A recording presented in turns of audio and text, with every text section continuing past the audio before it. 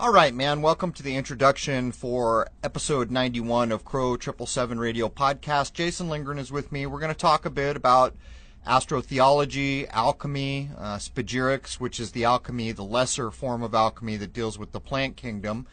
And you'll notice as we get in, there's some underpinning ideas under most of what we talk about here. One of them's the old cliche that we're born naked into a natural world. The idea that the natural world dictates, basically verbatim, what's possible here and what's not. The idea of three will come up over and over and again. Another cliche, you need three legs to build a simple stool.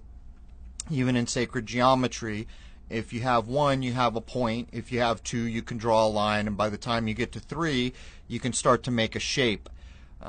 These ideas are basically encoded, interwoven, and allegorically used in most of what we're going to talk about here.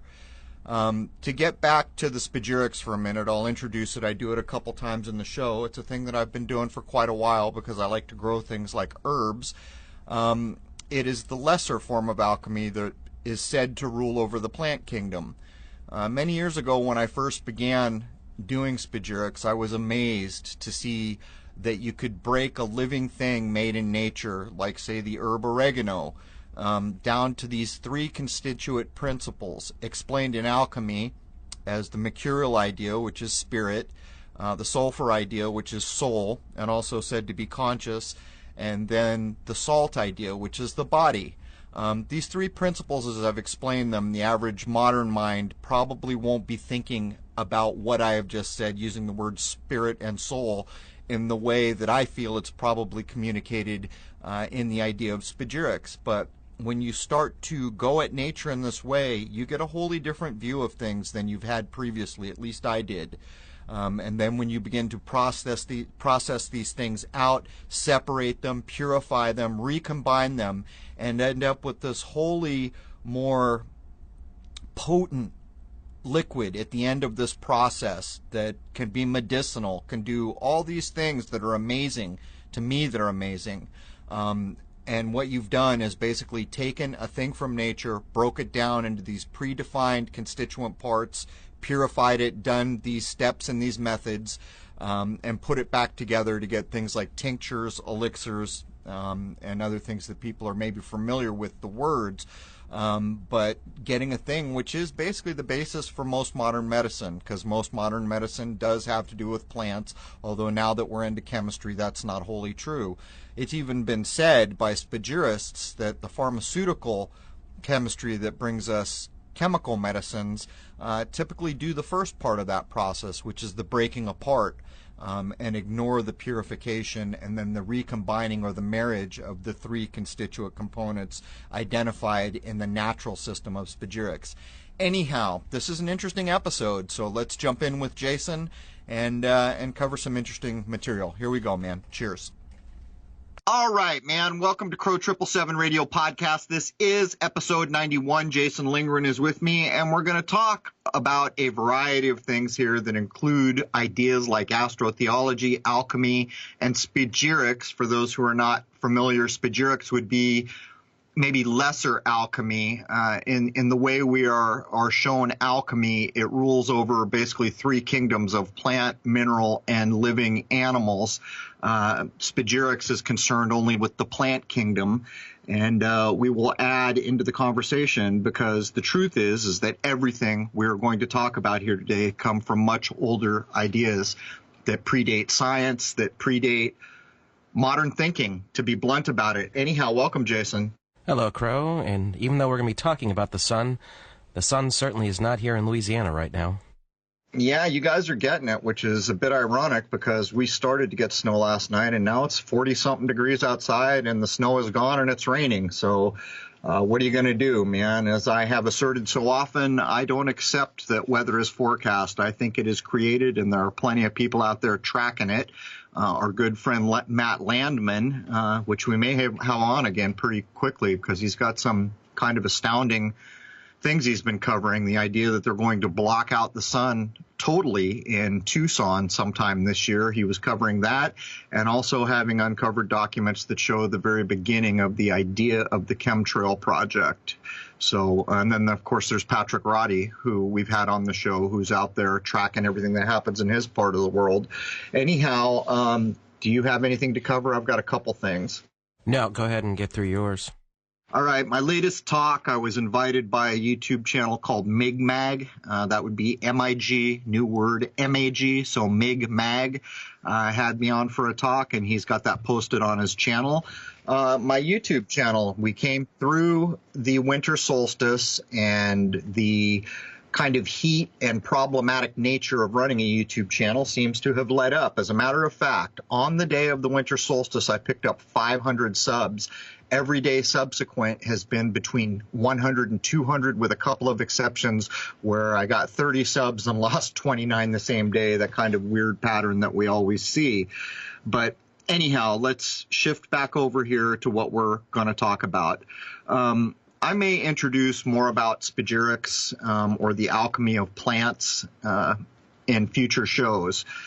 I think it's crucial that people get a good view of alchemy, the natural ways, the path of the sun, and have a good understanding of it, simply because it requires you to think in a different way than we've been taught to think in the modern age of science, in the modern age of scientism, theories that never seem to get worked out, like gravity, which I guess will be a theory till the end of time. In these older ways, there are concrete outcomes. It is what it is. You do or you do not. And there's something to be said for that. But even in the language of alchemy and spagyrics and these other things, it requires the modern mind to think in a way that they probably have never thought in their entire life. And when you first read these things, when you read words like spirit or soul or body, you're going to equate it with how we address these things in the modern age. Once you get into it a bit more, you begin to detect the undertone, the natural ideas that are being communicated. Anyhow, Jason, anything more before we jump in? Where are we going to start here? We're going to start with Genesis 1:14. In the beginning. In the beginning. But in this passage, and God said, let there be lights in the firmament of the heaven to divide the day from the night, and let them be for signs, and for seasons, and for days and years. So, this is an interesting passage that you've grabbed from the modern Bible that most people will recognize. And for everyone who is Christian out there, following whatever version of the Bible they may, we're using the versions that we're using. And we understand that the NIV may be slightly different from the King James, so on and so forth. The Geneva, all these other things. I've read them myself. I understand that there are variances. So we're using these for a basis for conversation. But one of the things that jumps right out here is we're already talking about dividing day from night. This is about the sun in our world. And then they talk about having the sky for signs. And I would point out that the zodiacal constellations we in fact call signs. And they are, in fact, for the seasons. So often on this show I have pointed out the zodiac is not hokum. It's made to look like hokum by modern science and other things. But the truth is, if you want to place the sun or any other heavenly, so-called heavenly body, you require the zodiac to do it, because you have to know what sign is behind the sun to know where it is. And therefore, to mark a season, these things become very important. So just to beat that dead horse one more time, the idea of using the sky for signs, as it says here in Genesis 1:14, is not hokum. It is not hokum. It is how we place the sun. It is how we mark our seasons. It is basically the clock for this place we live. Anyhow, Jason. So the important thing to even mention right off the bat here is that the sky was the timekeeper for the ancients and can be used all the way up to today if you want some sort of accuracy, right? If you want a reality-based existence, in a recent show we covered time zones, which is an artificial construct. Things like daylight savings time. These are nonsensical things that have been put in place, and they pull us out of the natural cycles. the circadian rhythm, so to speak. In the same way we've addressed before the central time zone, one part of the central time zone. And look at that. The time zone, the edges on the time zones aren't even straight. So how can that be? But, you could have a time zone with one guy on the western border, one guy on the eastern border. They're roughly 800 miles apart or something like that. They look at their watch and it's the same time for both of them. These are nonsensical constructs. These people will both witness sunrise and sunset at a different time, thereby proving that the artificial time we live our life by is just a construct. It's what it is. And so what we're going to talk about here is a bit closer to reality. And I'm going to set aside the whole matrix argument or the whole argument that there is nothing about this place we live that isn't constructed in some way or a construct of some time. We'll save that for a different conversation, Jason. Right. Now, to address what astrotheology is and where it comes from, we have to understand that a lot of these concepts are what's called Northern Hemisphere concepts. The region of the world where the Holy Land, or what they call the Holy Land, is said to be, is approximately between 25 degrees and 50 degrees north latitude.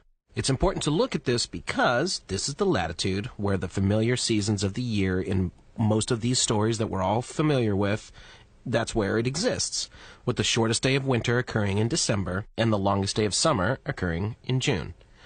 This region is also the same one that contains the United States, as well as Europe, which is, of course, where a lot of Christians live. So, if you happen to live in this latitude range, then you'll be familiar with the same seasons of the year that the good old Bible that everyone's familiar with will be referencing, and you can go outside any night and see the same stars that will be referenced in any of these stories. Right. And as we get into it, Jason, I'll mention once again for the umpteenth time, in my view, the surface reading of these books that I have read so often, many versions of the Bible, many versions of the Bible. I can't even remember how many versions I have read through and compared, used concordances. The surface reading, in my view, is not that helpful to the average person. What is hidden below the surface reading is where I believe the real value comes. And in the deeper meanings, the encoded meanings, you will find almost all the ideas of alchemy reside there. You will find that many ideas of how to keep a human body healthy reside there. Many things, many levels of meaning. So I just want to get that out there because whenever you cover a thing like astrotheology, people out there will think we're bagging on someone's spiritual tradition. That ain't what we're doing here, and that's not a thing we do on this show. Anyhow, back to you, Jason. Now, I know you've looked at many different versions of the Bible. What did you see different and similar between all the concepts? Because they're all translating from Greek, are they not? Well, that's a whole thing in itself, Jason. There's arguments to be made either way. And, the Vatican will tell you that the Gospels and things like this came to us in Greek. But guess what? We don't have the original copy. But guess what? We have this other copy we made that represents what the original we lost said. So people can argue any way they want. So what I choose to do is just simply take it at face value. We have in our hands what we have in our hands. From version to version, you can find really striking kind of parting of ways in what's being said or what's being communicated. But you've got to realize that if you took a word like heaven, okay, and you had translated it from some old world language like Greek, you might find that the original word used probably more accurately reflects the word sky. So even in the translation of these things, whether the translators chose to use a word like heaven or a word like sky or any number of things, they could even say the word firmament in some of these editions, you'll find differences. There are whole groups of Christians out there, and I was raised Christian. I went to Sunday school as a kid, and even later in life, when I started to make my own way and choose my own spiritual paths, I continually read different versions of the Bible and met lots of people who would say things like, well, the King James or the 1611 is the only version that counts. These arguments, I think, are a little narrow-minded. But what, in fact, you find is anyone out there could pick up a Geneva, an NIV, and by the way, the NIV changes the language all the time. There are revisions done all the time. You can go see many revisions in the NIV and something like the King James and put them next to each other and read a few passages. And I think the average person could answer the question you asked me for themselves. in an overarching answer, the typical stories that we're familiar with growing up in the West under the Christian tradition here, they appear in all versions in one way, shape, or form. Well, you actually kind of brought up the point that I was getting at, and that is the concept of the sky, the heavens, and the firmament. Those words get interchanged despite the version of the Bible, would you say? Yeah, well, the real problem comes in when you grab yourself a concordance and you go back to what we are told are the original languages. And there's even things like the Lamsa Bible out there that was written by a man who is claimed to have grown up in a place that didn't change much from the time when these tales came to us, these biblical stories. And he spoke Aramaic, and they lived in the way they lived then. That's the Lamsa Bible basis. And that takes a whole different kind of view of everything, saying things like the old passage that people are familiar with. It's easier for a rich man to go through the eye of a needle than to go to heaven. I know I'm messing that up, guys, but you understand what I'm getting at. In the Lamsa edition, he would say that's an idiism, and that it can't be translated in the way this is being dealt with. It's a bit like going to a different country and saying the words bats in the belfry. Okay, so where I'm at, they don't understand the idiism. They're trying to figure out why are there bats in a bell tower. When here in this part of the world, we all know that means you're implying something's crazy here when you say bats in the belfry. So anyhow, I kind of lost the thread there, Jason. Where do we start? Just that the different versions of the Bible, they probably use interchangeably, I would imply, sky, heaven, and firmament. But I was wondering if you happen to notice that yourself. Right, yeah. So what I was getting at is if you go look at the original languages using a concordance, you'll see what the translators chose to use, but you'll also see all the possibilities if there are additional possibilities. And quite often, to be frank about it, I've thought, well, wait a minute, the one they used to me makes the least sense. And what you're looking at is a group of people doing the best they can, moving from one language to another. But anyone who's ever dealt with translations will understand one thing at the basis of it all. There is no way to take complete thoughts and ideas out of one language in many cases and put it into English. Sometimes we don't have the words they had, even the ideas. And we find in German things like Wanderlust and all these other things, Wunderkind, all these words that we've borrowed from them because English doesn't have the equivalent. So, yeah, man, it's when you dig in and you start to look at it critically, you will find that what it comes down to is the perception of the person reading. Right, that's an extremely important concept. It is. Next, let's have an interesting note on clocks, watches, sundials, and any other sort of timekeeper. The hands follow the precession of the sun, and the shadows that would be cast, for instance, if you were looking at a tree and stood there all day watching the shadows cast as the sun passed overhead, it follows the path that would be followed in the northern hemisphere. Interestingly, because that is where the majority of people who would be making such devices have lived. When a clock is pointing straight up with both hands, this would be considered high noon, with the sun being perfectly overhead. So let's just point out a few things here. The thing that most people don't think about when they're thinking about daylight or where the sun is in the course of a day is angles. See, in the modern age, we're thinking, oh, the sun's right there. That means it's noon. We're not thinking anything about the physical environment that's creating the situation we call high noon. The truth of it is, it's all about angles. It is all about angles. In the thumbnail for this episode, I try to communicate this a little bit by pointing out that in the same way an actor changes his costume and plays many different roles, same person playing all these other different roles, and they appear to be a different personage in each role, in each costume they choose, the sun is no different. The sun in December is not the sun in summer. The winter sun is different. And for my money, this is where the whole idea of acting and theater came from in the first place, was watching the sun and watching it change. And in the thumbnail, I've kind of point this out with the idea of act one, scene one, this kind of thing. But there is actually a more hidden correlation between even the things we call false news or the false events we look at and their relation to the sun. But to get back to the point and shut up so Jason can go on, it's all about angles. That's what makes the seasons. That's what makes the different times of the days. It's like cycles within cycles, and it's wholly about the angle you view it from. Well, let's just be very blunt here, Crow. Angles and degrees are everything. Well, now that you say it, I'm big into spagyrics right now because I've always had an affinity for plants. I love growing herbs. I love cooking with them and doing other things. We'll talk more about spagyrics. But there's this idea that the sun would enter a sign or a house of the zodiac, and we'll probably get back to that later, at a certain number of degrees, but it leaves that particular place at 33 degrees, which supposedly, and what I've been reading recently, is attributable to why Masonic traditions have the 33rd degree, because no one can be higher than the sun. So if you are a Mason or the sun in May, these kinds of exclamations seem to make sense. And I'm going to get more into that towards the end when I actually do the comparisons with Freemasonry and the rest of astrotheology.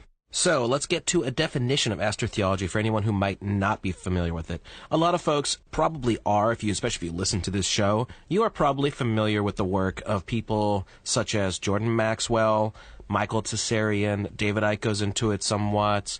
There's quite a few names out there who have done a lot of this work, and it all kind of comes back to the same thing.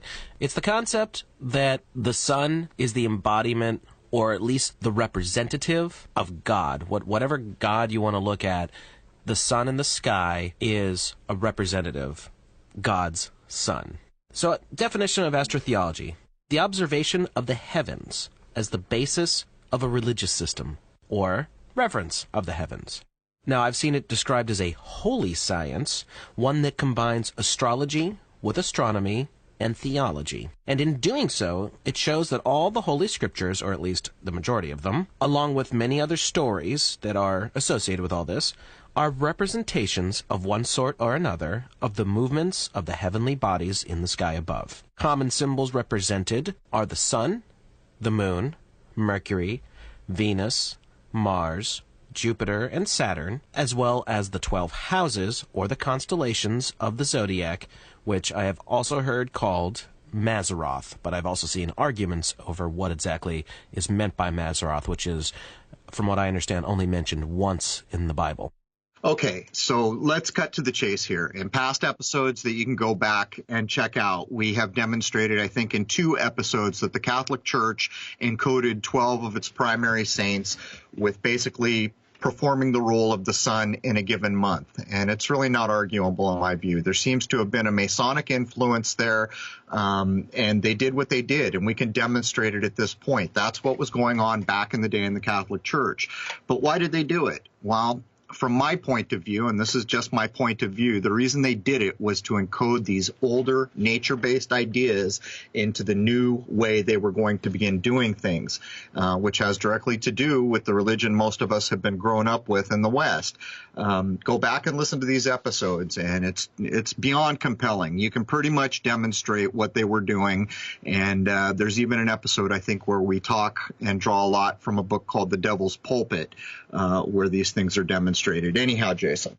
Now let's get to a concept that we've touched on with some other research and shows we've put out recently. As above, so below. The concept was first laid out in the Emerald Tablet of Hermes Trismegistus.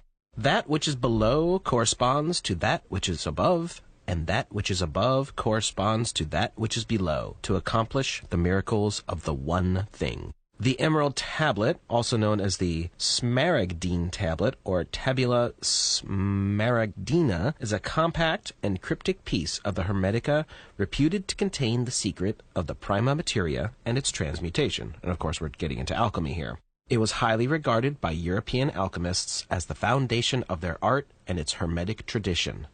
The original source of the Emerald Tablet is considered to be unknown. Although Hermes Trismegistus is the author named in the text, its first known appearance is in a book written in Arabic between the 6th and 8th centuries. The text was first translated into Latin in the 12th century. Numerous translations, interpretations, and commentaries would follow. The layers of meaning in the Emerald Tablet have been associated with the creation of the Philosopher's Stone, laboratory experimentation, phase transition, the alchemical magnum opus, the ancient classical element system, and the correspondence between macrocosm and microcosm. All right, so let me start by saying here, the whole idea of Hermes Trismegistus, in my view, is he's being attributed as the beginner of all this. He's another mythological figure in my book, Hermes Trismegistus. Of course, Hermes is just a form of saying Mercury, which relates directly to alchemy, and of course, astrology. Trismegistus means three times great, or three times majestic. Thrice majestic, I guess, would be a good translation for it. But what's going on here is we see these older ideas being incorporated. I've read many versions of the Emerald Tablets, and another one that's often close at hand, I think it's called the Kabbalion. I've read many versions of these things, and the ideas that are in the Emerald Tablets and the Kabbalion are echoed out through Buddhism, much of the Eastern thinking. There are seven principal ideas that are put forth, things like gender, the key aspects of where we live. One of them is gender. Another one is cause and effect or karma. Another one is everything vibrates, nothing is motionless. These ideas, anyone can go look these up. But again, I say often on the show, history is a lie agreed upon. And I think what we're looking at here is, again, a personage being brought together where they can show the beginning of a thing, which I think had been going on a lot further back in history. And if we have to give it a name today, that thing is going to be called alchemy. And that's even related to some of the text where he starts talking about transmutation and other things here. Prima materia, that is the basis for the natural sciences. And I hate to call them sciences because they don't resemble modern science at all. There are no theories. It's basically you do it or you don't. The world works in this ways. The world is made up of these elements, and if you want to achieve these things that you're about, either you succeed or you don't succeed. There is a right way and a wrong way, and that's far different from what we see today where, like I mentioned earlier, we have this theory called gravity. Well, what day do we wake up when this theory called gravity that runs almost every aspect of our scientific lives, when does that become a law? For crying out loud. And that is a real separation between these older ideas that look at a natural environment. And the same way I can sit in a time zone and know my wristwatch is telling me that it's the exact same time as another guy who's hundreds of miles away, that's false. If I was to go to the natural system, I would understand where I am right now, it's actually high noon, or where I am right now, it's actually sunrise. Anyhow, back to you, Jason. Interesting concept that gravity is still considered a theory, but we still have the second law of thermodynamics, that one they're absolutely certain about to call it a law. Well, the law of thermodynamics is violated with many of the theories, like the Big Bang theory violates that law. So how do we come to a place like this? Well, this is the problem with science and scientism. In these older nature-based ways, that can't happen. A thing is known to be or a thing is known not to be. There's no in between here. In the same way I can look over in a tree and say, hey, man, there's 3 birds in that tree right now. That's what it is. I'm observing it. Nature is showing me this. In the same way I can look into a field and say there's 1 tree right there. As a matter of fact, I recognize that tree as an oak tree. There's no argument to be made here, and that is really the difference. We covered quite a bit about the laws of thermodynamics proving things like the Big Bang were nonsensical, and this fed into black holes and all these other things that we covered. But you see, this is why I think it's so valuable for people to understand something about astrotheology, something about the idea of spagyrics, or the alchemy of plants, and then again the alchemy, the overarching grand alchemy, which is probably exactly what the Masons are referring to in the great work, is almost certainly an alchemical procedure in my view. I think we should ask Neil deGrasse Tyson and Bill Nye, because they're on television, so they must know what they're talking about, right? Right, but if we ask them, we're going to need a rap beat, and we'll have to give them a mic to drop when they're done, because at the end of the day, we recognize them for the entertainers that they are. Oh, snap. Exactly. Next, let's talk about darkness, and that darkness could be said to be the first enemy of man. The earliest origins of stories begin with the light versus the dark, day and night. Man is safe during the day, but vulnerable at night in the dark. This is the precursor to pretty much all stories. Good versus evil, light versus dark, day and night. The sun in the sky was the most obvious indication that there was a God looking out for mankind. It is the truth and the light. The sun rises in the east and sets in the west. This truth never changes. You could always just go ask a Freemason if you're uncertain of this. The sun has been compared to a chariot of fire, or called the unquenchable fire. the fire that never dies. It returns every day and is the risen Savior. No matter what, the sun will always return to give mankind light and warmth. What better object could exist to personify an existential deity than a giant fireball in the sky? The darkness and the light can also be a representation of balance in life, symbolically represented in the black and white checkerboard floor of Masonic halls, or the yin-yang symbol in Chinese philosophy. To use a bad pun here, nothing new under the sun. These are the stories that have been told. We can go back through things like supposed Greek mythology. When we're talking about Apollo, we're talking about a personage playing the role of the sun. That's what we're doing. Even in the myths there, it'll talk about Apollo pulling the sun across the sky, things like this. It's no different than the Statue of Liberty. What do you think those spikes on the Statue of Liberty's head are? Those are rays of the sun. These are the same stories that have been told over and over since the beginning of time. The language of these ideas of the sun giving us daylight and then it being dark at night are echoed even back into our language, even into the scriptures of the Bible, which we've covered before. The idea of the vernal equinox. The vernal equinox happens in March. It's what we call spring. Be it the solstices and the equinoxes are the only true division of time. But the vernal equinox is encoded right into the Bible, as we showed that probably Masonic traditions put it there in conjunction with the Vatican, so that people who were initiated up high enough, probably above the Royal Arch degrees in Masonry, would recognize the language was telling them we're talking about the vernal equinox here. As an example, the word very that we all use, like this is very good or this is very bad, that word is related to the vernal equinox. The reason we got it is because it's an affirming word. And it used to be back in the day that a word like very related to the sun, because the sun was going to come up tomorrow in the place it should be at the exact moment it should. It was very precise, relating to the word vernal. To take this a step further, the Vatican and Masonic traditions encoded, I think it's the Book of John, I hope I don't get this wrong, it's been a while since I looked at it, that every time the words verily, verily are used in Scripture, anyone initiated to a sufficient level, probably above Royal Arch degrees, would recognize the words verily, verily are referring to the vernal equinox. In other words, where the sun is in the year encoded in that story. And a lot of people will have a problem with these ideas, but they're there, and there's really no arguing them. They've been documented. We know the people who put them there. The Vatican put it there, probably in conjunction with Masonic ideas. But the problem with even saying that it's Masonic is because it's all really about alchemy at the end of the day, and these ideas precede any history we could possibly look at, which is the very reason I said that, the idea of Hermes Trismegistus is most likely a mythological figure who is attributed as the beginning of these things, where we really have no idea where the beginning of these things were. They go back so far that it is beyond the view of anyone at this point, in my view, anyhow, Jason. And the reason why we keep mentioning Freemasonry, it's because their rituals and their symbolism all come back to sun symbolism. Even in your early degrees, you're circumnavigating the floor in the path that the sun travels in the sky. And the worshipful master, who is the head of the lodge, sits as the place of the sun. It's all about the path of the sun. But you see, it's not just the Masons. I can point to endless Hollywood movies. You brought up before when I broke down the movie Michael with John Travolta, where he is playing the role of the archangel. What's actually going on is he's playing the sun in each month and each zodiacal sign.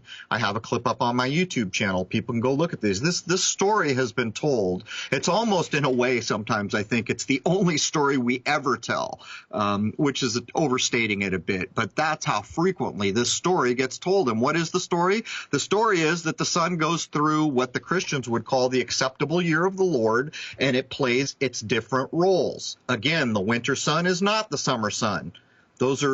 You could view them as two different roles. The summer sun is the lion in the sign of the zodiac, the most powerful, it's going to be before it begins to fall. Then you get all the way down when he's in the goat, or the stable of the goat, or the house of the water goat, actually, when it's at its low point, the allegory for fire and ice or hell in so many stories. These stories are not peculiar to Masonry. These stories are not peculiar to astrotheology. You can find them in Hollywood to this very day in so many movies that I can't even tell you.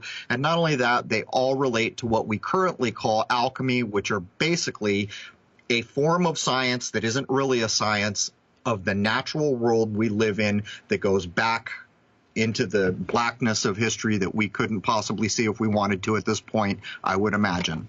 When the sun is in the constellation of Leo, it's also known as the Lion King. Do you think some little mouse out there might know something that most people don't? Well, even in that movie, Jason, the symbolism that I'm just talking about was there. I mean, at one point, the mean lion, I've forgotten his name, the one with the scar over his eye. Scar? Yeah, if that's his name, Scar. Later, he shows up in the movie Hercules. You see, because Hercules is known to wear the Cleonian lion skin. So Hercules is the sun in that month, represented by the lion, and this correlates directly with the saint in the Vatican statuary. And you can recognize him by his club and the Cleonian lion skin. It's just that he's not being called Hercules in their representation, but it's the identical story being told yet one more time. The Greeks told it, the Romans told it, the Vatican told it, Hollywood told it. Everyone has told these stories. The problem is that the average person walking the street doesn't even understand that these stories are being encoded into things. And the average person doesn't understand, well, if they were encoding something, what are they encoding? Well, they're encoding the natural world. Why? Because this is where you are born naked into this system. If you want to achieve something of worth in this system, you better recognize the system that created you naked as a baby into it, because it certainly has an influence on your existence. But in the modern age, we've decided that, well, science is all we need. Science has nothing to do with nature. It has no concern for nature, and everything about science is man-made. All of it. In the same way time zones are man-made. Half the things that come out of science are a corruption. We drive a car. What a great thing. I can drive right now, if I want to, from Rhode Island to San Diego in 3 or 4 days. What an amazing thing to do. But the whole time I'm doing it, corruption is spewing from the tailpipe, a corruption that has no regard for our natural system. So you can kind of see the choices that we've made as people. And while science and scientism pushes hard to make this artificial new reality replace the old natural ways, the natural ways still exist. And that is what we are talking about, the natural ways. So back to you, Jason. Continuing on with our light versus dark, at night, after sunset, the sun travels under the world, or to the underworld, because it has died, and back to the east, so it can rise again, so that it can be the risen Savior. While the sun is in the underworld, darkness, and therefore the personification of evil, reigns supreme. This gives rise to the concept of darkness referring to bad qualities. For example, referring to a person's dark side, or that the bad guys in a lot of stories, movies, and the like wear black. Good example would be Darth Vader, or even the Prince of Darkness as the ultimate anthropomorphic identity of the enemy of humanity who is always out to get you. So these ideas of astrotheology, which is another thing that Jason just recited here, these ideas are pulled from astrotheology, also points out another thing about the natural system. In the same way, each day we have a night and a day, the year is a bigger cycle of that same event. When the year comes to the high point, the summer solstice of winter, the sun is considered to be falling. Then it falls beyond the fall equinox or the autumnal equinox down to its low point. That is the allegory in the larger cycle of time for nighttime or darkness. It's the low point of the sun is always an allegory for hell, the fire and ice idea coming into play, which we've showed so much about, even using Robert Johnson's song, The Crossroads, proving that first, Robert Johnson is an alchemical construction, and that the ideas that they're expressing have nothing to do with the devil or anything else. They are reflecting where the sun is, and in that song, he's at the low point of the sun. We've pointed out these things, so I think the main thing to keep in mind here is the natural system is pointing out that in the same way we have in a 24-hour period, a period of lightness and period of darkness, if we blow that out to 12 months or what we currently call a year, the same effect is going on where the sun is at a low point, then a high point, then it comes back down. In other words, the idea of light and darkness being reflected in the power of the sun. And of course, the concept of the crossroads is again pulling from this symbolism of the cross across the year that's represented by the circle. Right. So the idea of the cross in astrotheology, and it's not just astrotheology, it's going to be in all the old alchemical symbol as well, is if you draw a circle, basically what you're doing is showing where the 12 signs of the zodiac that will show you anyone where the sun is in a year, there's a cross put in. So at the top, the top point of the cross is the winter solstice. The bottom point of the cross is the summer solstice is on top, winter on the bottom, and then you have your two equinoxes left and right. That is the idea of the crossroads, which is actually embedded right in the symbolic symbol for the sign of Mercury, which we've also demonstrated on this show. We've showed how it's misused all the time to alchemically transmute the world mind into fantasy. We've pointed out that at the crossroads, if your mind is drugged to the crossroads, you have to make a decision. But Jason is absolutely correct. This goes back to the oldest natural sciences we can see, where it is demonstrating simply one thing. There is a division of this year into seasons. The only way we can ever recognize a season when it happens is by understanding equinoxes and solstices. And that's what the cross in this representation means. Let's talk about solar deities now, coming forward through history. We could have a sun god or sun goddess, but it's a deity of the sky who represents, of course, the sun, or some aspect of it, and is normally perceived for the sun's strength, power, and life-giving properties. Solar deities and sun worship can be found throughout most of recorded history in various forms. The sun is sometimes referred to by its Latin name of Sol, or by its Greek name of Helios. You know, I've read in a lot of my recent research that the root word for healing is Helios, trying to connect the idea that the root of all healing is in the sun. And as we all know, the basis for almost all medicine comes from plants. And in spagyric alchemy or lesser alchemy, this is the idea. It's stated over and over and over in some of the oldest texts I can get my hands on that plants are in fact the carriers of life essence. I have accepted that for many years now, and if for no other reason, I became familiar with the Gerson method, where they were simply using the juices from plants to cure cancers that were apparently killing people in other clinical environments. And when I tried it myself and did it myself, I began to understand the truth in the statement that plants are the carrier of life essences. So that's a little word about Helios. But in this part of the world, the sun is almost always masculine and the moon feminine. There are variations in other parts of the world, but for the alchemy or spagyric lesser alchemy that I've been studying for some time now, it's almost always that the sun is masculine and the moon feminine. And in the plant world, from the spagyricist point of view, each type of, say, let's say I had an herb garden. Each of the herbs in that garden would be attributable to the time of year. In other words, it would be attributable to the sun, or maybe the name of a planet or something like this. In the modern age, we think about this thing as astrology hokum, but what they're really communicating to you is that any living thing in this existence that was born naked into this world or sprouted as a seedling, if you're a plant, has some affinity to the time of year it came into existence and has an affinity for where the sun is or the moon is in the course of a day or a year or these other things. So that's the ideas, Jason.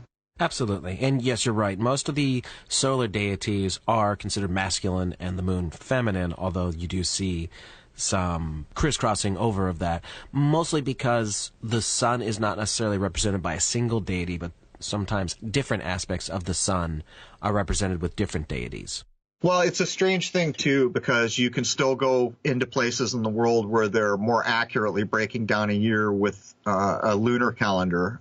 The root word for month was month, because you can get a cleaner division of a year using, I think it's 13 months of, I don't know, I'm guessing now because I haven't read it in a while, 28 days, is that right? I don't know. It's something like that. I think it's 13 months, but you get a cleaner division of the year.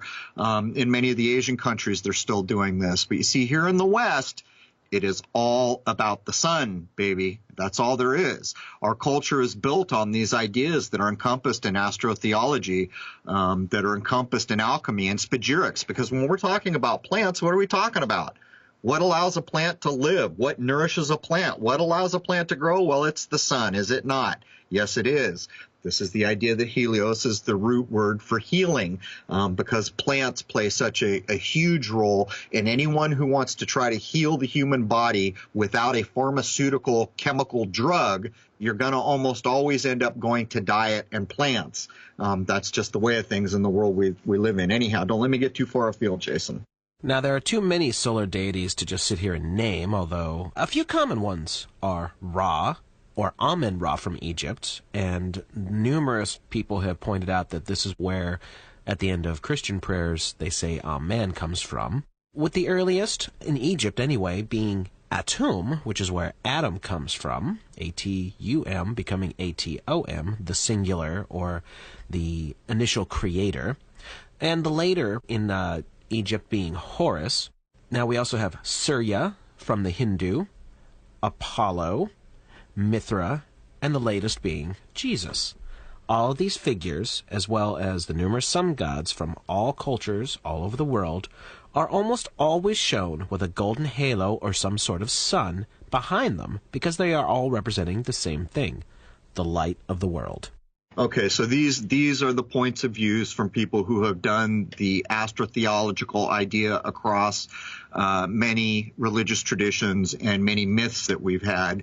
And some of it we can show outright. The whole idea that Amen was said after prayers, there's been strong arguments made. To me, these are not the important ideas. The important ideas is that there is nothing new under the sun, to use the cliche again. These things are reiterated over and over and over. Every myth you've ever heard is echoing the path of the sun. It just is.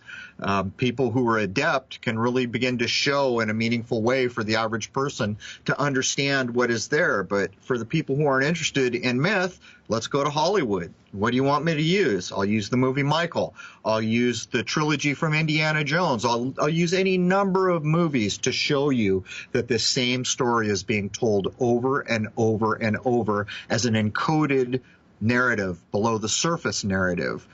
We've covered this before. In the movie Michael, that I broke apart to demonstrate that the archangel Michael, played by John Travolta, is actually just being the sun in each of the 12 months of the acceptable year of the Lord. When you go at it, the narrative that everyone in the theater is probably understanding happens over 3 days or something like that. They take a trip from Chicago down to this other place. They pick up an angel. They have adventures on the way back, and they end up back in Chicago where Michael the Archangel dies and all that. What they don't realize is that is the encoded narrative for the sun in the course of the acceptable year of the Lord. And of course, when they get back to Chicago and Michael the Archangel or the sun dies, it's actually just showing you that he's at the winter solstice, where the sun goes to its low point. It dies, it stands still for 3 days, and then lo and behold, it's resurrected and begins to rise up towards the vernal or spring equinox again. I would recommend anyone go to my channel and look up the work I did on Michael, just to get an overarching idea of how often and how currently this is all being encoded ad nauseum to the end of time, I guess. And the reason why you see this repeated is because way back when, however long ago it really was, and quite honestly, I don't think we're really certain how much time has passed, this is what primitive man would have seen in their day-to-day lives. They would have seen the sun in the sky, and if they tried to follow the procession, they would see these things repeated over and over and over again, year after year, or what they would come to call a year. So, of course, the earliest stories would start encoding these very concepts of the earliest notions in their day-to-day lives. Well, I would take it a step further. I don't even think we need to go back to ancient man. I mean, just let's talk about pre-science. Let's talk about everyone has a watch in their pocket. It's as modern as that. Because the natural world was what told a person, oh, it's time to get out of bed. It's time to take a break and eat some lunch or have dinner or whatever it was. It was the natural environment and the path of the sun that was telling them to do these things. It was telling them that, hey, man, right now it's wintertime. We can't plant. But all of a sudden the sun is now telling us, guess what? It is springtime. We can plant.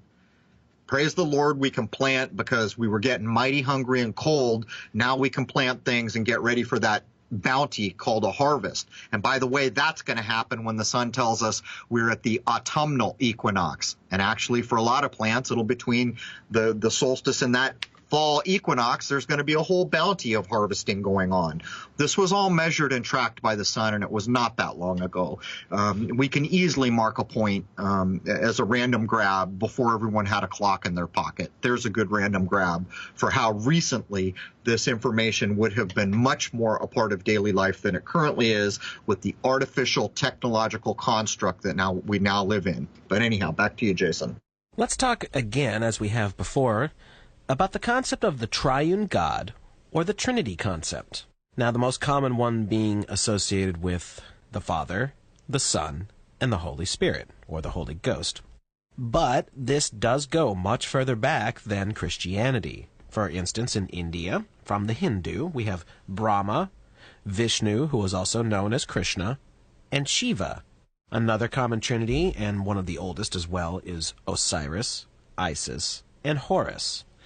Then we have one that many may not have thought a lot about in regards to this concept, and that is the alchemical Mercury being the spirit, salt the body, and sulfur the soul. So here we see that these ancient ideas, the last that he stated there, are lifted from what we currently call alchemy. Right now I'm doing spagyrics. I'm getting into some very old texts, Paracelsus and other things that have to do with the lesser alchemy of plants called spagyrics. It's called lesser alchemy because this type of alchemy only has to do with dealing with the natural world in plant kingdom only. It has nothing to do with the mineral or living animal kingdom, okay? In spagyrics, the idea of Mercury is the spirit of a plant. Each plant has these three principles: Mercury, sulfur, and salt. And as Jason said, Mercury is considered to be the spirit, non-conscious, sulfur the soul, which is conscious, and then the salt, which is the body. How many people have heard people referred to as salt of the earth? This is the reason why, echoing back to these old ideas where the body is the salt of the earth. In these old alchemical ideas, it is brought to us again. In the form of lesser alchemy or spagyrics, it might interest people to know that the mercury or the spirit, the reason it's called mercury in this case has nothing to do with what we attribute quicksilver, the metallic mercury, but it draws its meaning from that. And here's why. The spirit is what combines all of these three principles together. It is the amalgamizing nature of spirit, which in full alchemy or greater alchemy, mercury has in fact directly to do with quicksilver. And as everyone knows, when they're doing things like panning for gold, they use it as an amalgam because it is bringing things together. So there's the root of the idea. But in spagyrics, one of the first things you learn how to do is to separate the three principles. But here's an interesting thing to understand. Did you know that in the plant version of alchemy, it is simply ethyl alcohol that is the spirit? In other words, you could go to your drugstore under the confines of modern science that we live in and pick ethyl alcohol up off the shelf. Of course, it's not going to be pure or the same quality of what you would get out of the plants themselves, but nonetheless, it is what it is. And then you go down the road based on these ideas. And the reason I'm pointing it out is because in this kind of a process, you have a natural world, a plant. Nature made that. And you're breaking it down into its constituent components. But for the average modern mind, you're thinking, come on, man, spirit, soul, salt, what does all this mean? You really do have to reach and branch out and shift your contextual thinking that school and science and all the modern technology has forced you into, and get back to a level where you can view nature in more of a I don't even know how to describe it, a broader view of these things. But anyhow, Jason, I don't want to wander too much, and I feel like I'm starting to wander. So the last thing we'll probably be able to get to here in hour one is a better description of Horus, because a lot of these terms we use these days seems to be drawn pretty heavily from the Egyptian. Horus was one of the most significant of the ancient Egyptian deities and was also, of course, a sun deity. At some point, it came to be said that his right eye was the sun and his left the moon. According to mainstream Egyptology, Horus was worshipped from at least the late prehistoric Egypt until the Ptolemaic kingdom and into Roman Egypt. Different forms of Horus are recorded in history, and these are treated as distinct gods by Egyptologists. These various forms might possibly be different perceptions of the same multi-layered deity in which certain attributes or syncretic relationships are emphasized, not necessarily in opposition, but complementary to one another, consistent with how the ancient Egyptians viewed the multiple facets of reality. And again, this also comes down to the fact that the sun and the sky at different positions would take on different aspects with these gods.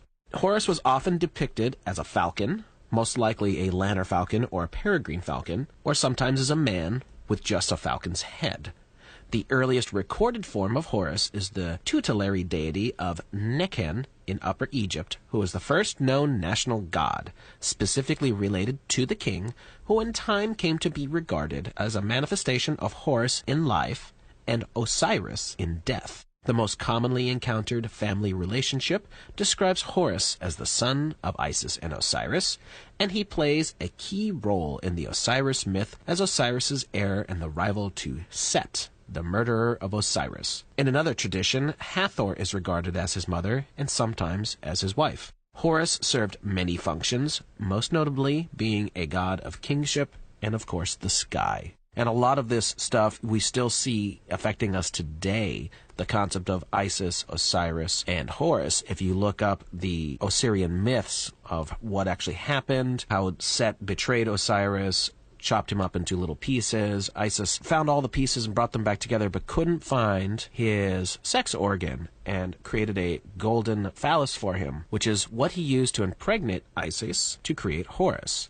So again, we have an earlier concept of some sort of mystical birth coming about, but this is also where the obelisk comes from. The obelisk is a representation of the golden phallus of Osiris, and we don't see those just in Egypt, do we? We see those all over the place. The Vatican, and in the United States.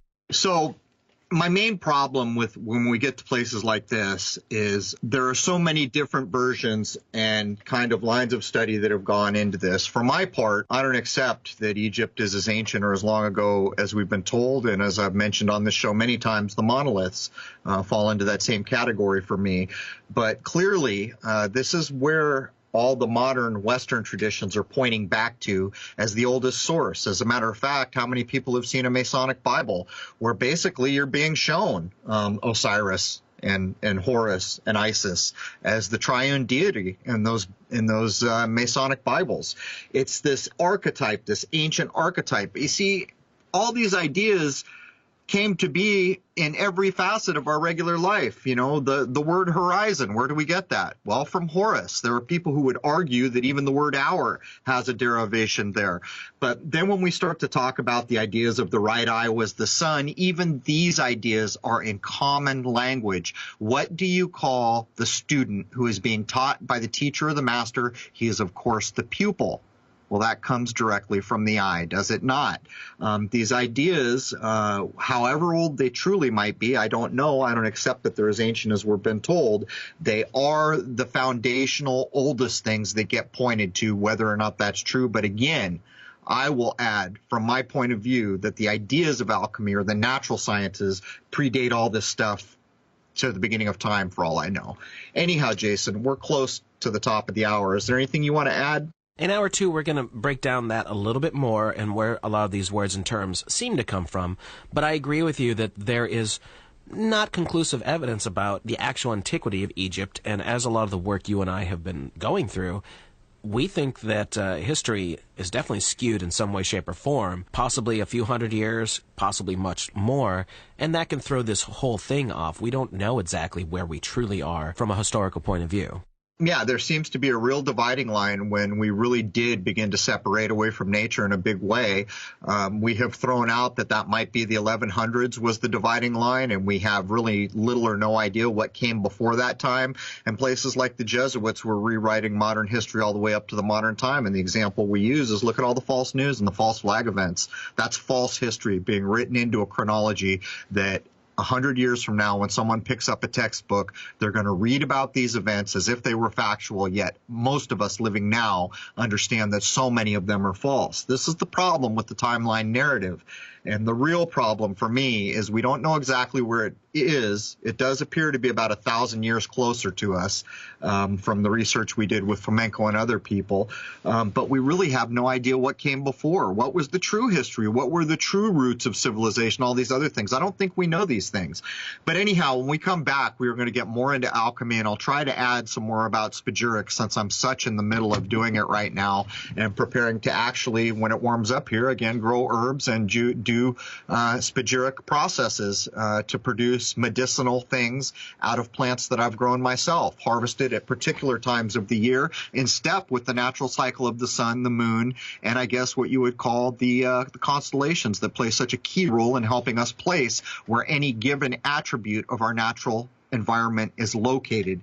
Anyhow, that does bring us to the top of the first hour for episode 91. At the posting of this episode, there will be 91 free hours of content on Crrow777radio.com. You can get at all of them without a login. It's just a web page. You hit them, you listen to what you like. If you'd like to join us and become a member, that's fantastic too. Anyhow, there it is. Hope to see you all at Crrow777radio.com. Cheers.